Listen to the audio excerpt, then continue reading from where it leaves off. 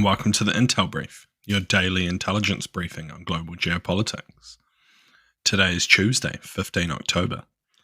I'm your host Daniel, the founder of HM Intelligence, and every weekday we bring you not just the news, but the so what from the events and decisions that shape our world.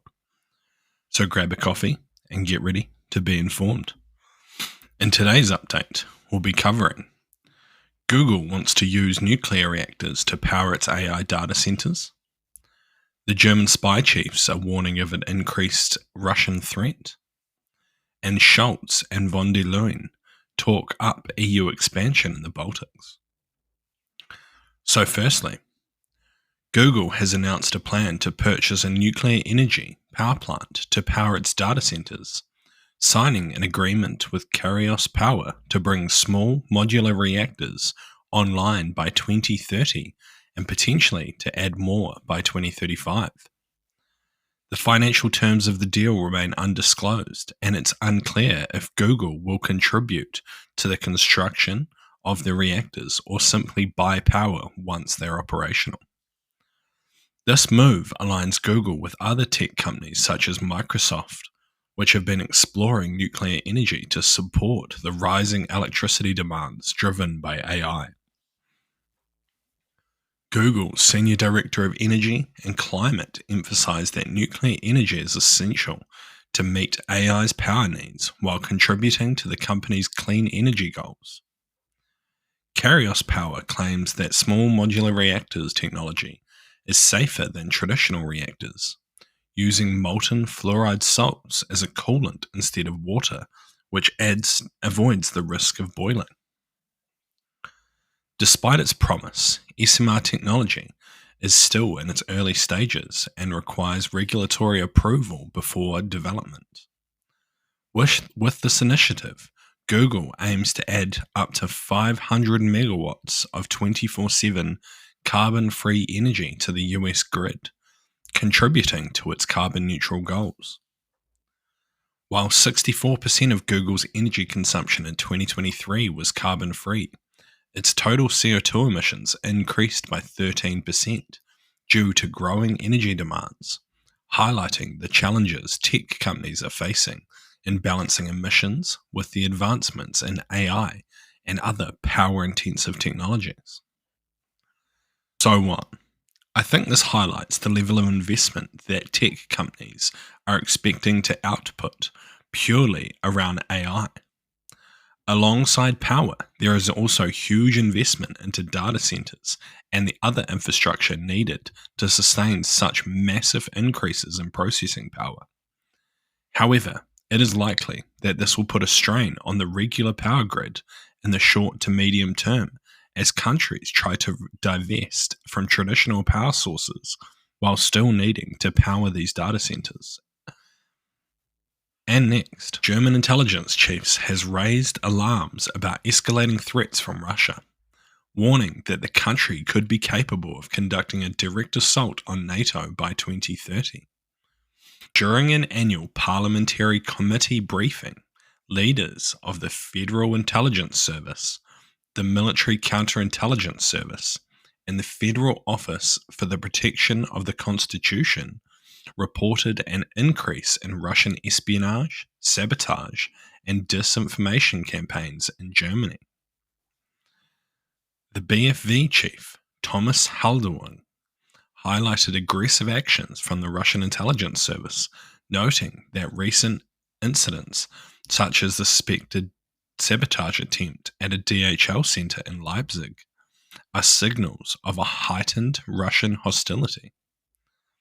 BND President Bruno Karl also suggested that Russian President Vladimir Putin views Germany as an adversary, especially given German support of Ukraine. In response, Kremlin spokesperson Dmitry Peskov dismissed these accusations, claiming that NATO's expansion eastward is the real threat to Russia. The intelligence officials pointed out that Germany faces security threats not only from Russia, but also from China, Iran, and Islamic extremism, as well as right-wing extremism. MAD President Martina Rosenberg expressed concern over the Russian targeting of the Bundeswehr, Germany's armed forces, citing increased espionage related to Germany's arms delivery to Ukraine and training programs. All three intelligence chiefs advocated for greater operational powers, included enhanced data sharing mechanisms and expanded cyber defense capabilities to effectively counter these threats. BND's Karl stressed the need for Germany to complete their pivotal shift in defense and security policies, first announced by Chancellor Olaf Scholz after Russia's full-scale invasion of Ukraine. The chiefs warned that increased political oversight could hinder intelligence effectiveness, urging the government to balance oversight with the flexibility needed for security and defense operations. So what? It seems highly likely that more needs to be done to counter Russia's grey zone operations across Europe, including information sharing between member states' intelligence services, maybe excluding some. What is interesting to see highlighted in this article is that the intelligence services are stating they need to be apolitical, working for the government of the day, regardless of who they are, which is a key aspect of intelligence services worldwide. This allows the intelligence services to have longer-term goals that can be carried out between government changes and be effective against long-term adversaries such as Russia. And lastly, German Chancellor Olaf Scholz expressed hope for the integration of 6 Western Baltic nations, including Serbia, Montenegro, Kosovo, Bosnia and Herzegovina, North Macedonia, and Albania, into the European Union during the Berlin Process Summit. He emphasized that these nations' memberships are essential for a complete EU and suggested the timeline for this process should ideally not extend beyond the next decade. Alongside European Commissioner President Ursula von der Leyen, Scholz announced agreements on a common market and increased mobility in higher education within the region. He highlighted the importance of the Berlin Process, an annual summit held since 2014, in fostering regional cooperation and unity among these states, describing the initiative as the spirit of Berlin. Von der Leyen acknowledged a renewed EU focus on enlargement, contrasting it with previous years when expansion was considered unlikely. She also cautioned against growing Russian influence in the Western Baltics, referencing Russia's invasion of Ukraine as a moment of clarity on choosing alliances with the aligned with international law. Recent German-led mediation efforts have resolved long-standing disputes over free trade among Baltic countries, which Scholz hailed as a breakthrough for regional collaboration. However, he acknowledged that historical tensions, particularly between Serbia and Kosovo, continue to damage the cooperative efforts. So what? While some of these countries will likely join the EU in the foreseeable future, there are some significant hurdles that still need to be crossed. It seems unlikely that Serbia in particular will be one of these countries due to its current political climate and alignment with Russia.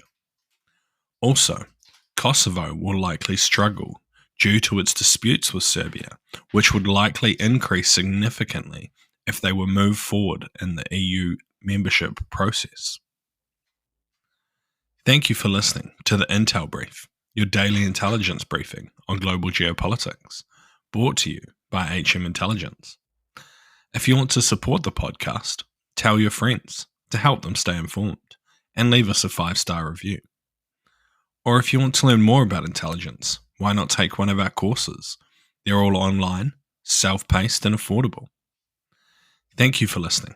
I've been your host, Daniel, and I'll see you next time.